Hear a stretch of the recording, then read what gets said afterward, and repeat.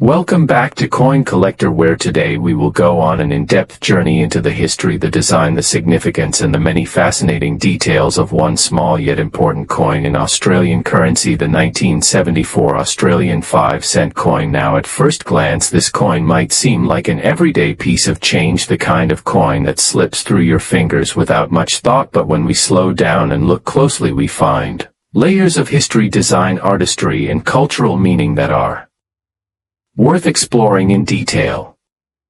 To begin with, let us set the scene. In 1974, Australia was less than a decade into the decimal currency system. Decimalisation had arrived in 1966, replacing the older pounds, shillings, and pence system with a simpler structure of dollars and cents. This change was one of the most significant monetary transitions in Australian history. The 5-cent coin was introduced as part of this shift, replacing the old pre-decimal sixpence. In value, it might have been the smallest coin in the decimal range in terms of value, but it played a huge role in daily life, from paying for small items like newspapers or sweets to making exact change for public transport. The 5-cent coin was everywhere. The year 1974 itself was a unique time in Australian history. Politically, the country was led by Prime Minister Gough Whitlam, whose government was pushing through significant reforms in health, education, and foreign policy. Socially, Australia was changing fast, with cultural influences coming in from around the world. Economically, the country was feeling the effects of the global oil crisis of the early 70s. Prices were rising, inflation was a concern, and yet coins like the 5-cent piece still had strong purchasing power. You could buy a loaf of bread for around 20 cents or a bottle of soft drink for about 15 cents, so a handful of 5-cent coins could still go a long way. Now let us turn our attention to the design of the coin. On the obverse or front side of the 1974 5-cent coin, you will see the familiar portrait of Queen Elizabeth II facing to the right. This was the portrait created by the British sculptor Arnold Machin. It shows the Queen wearing the girls of Great Britain and Ireland tiara, a piece of jewellery that has become iconic in portraits on Commonwealth coinage. Around the edge of the coin, the inscription reads Elizabeth II, Australia, 1974. This text not only names the monarch but also marks the coin as a product of Australia and fixes it in time with the year of issue.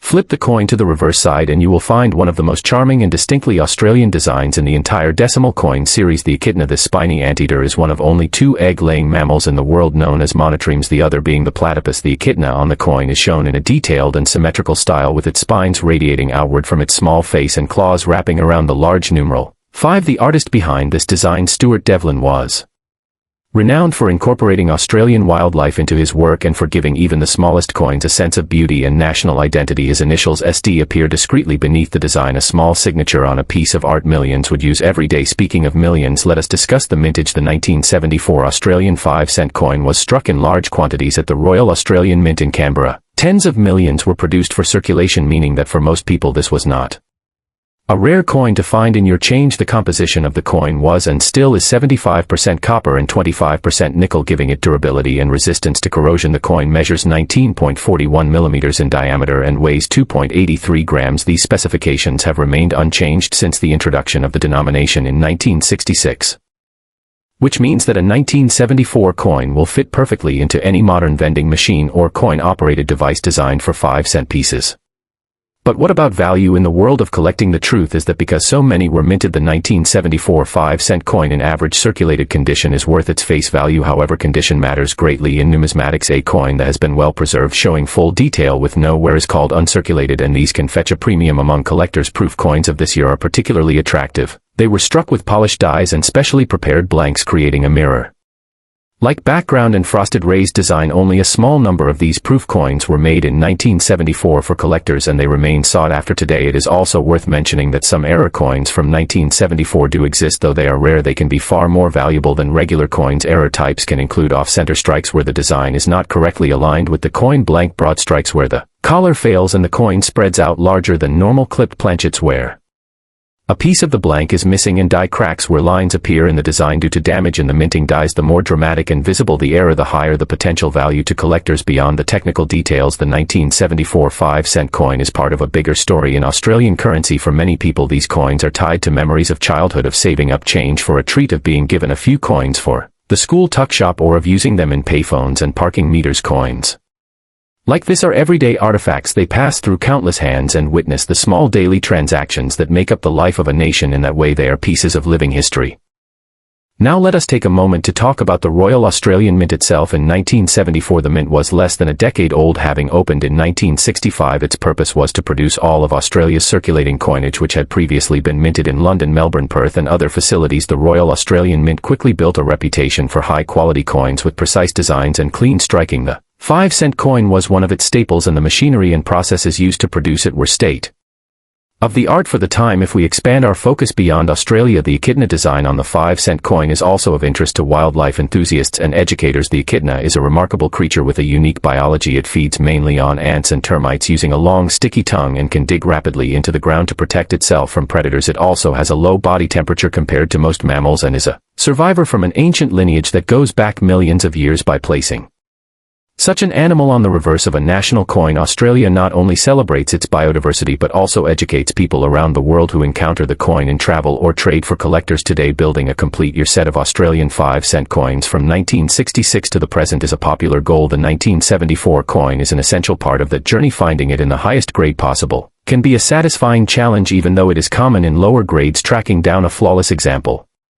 can take time and may involve searching through many coins or purchasing from a reputable dealer. Coin shows and online marketplaces are often the best places to find these higher grade examples. The question of the future of the 5-cent coin is another interesting angle. In recent years there have been discussions in Australia about removing the coin from circulation due to its low purchasing power and the cost of production. While this has not yet happened, some countries like New Zealand have already retired their smallest coins. This means that in the future coins like the 1974 5-cent piece could take on greater significance as historical items no longer produced for daily use. If that happens, the nostalgic and collector value may rise.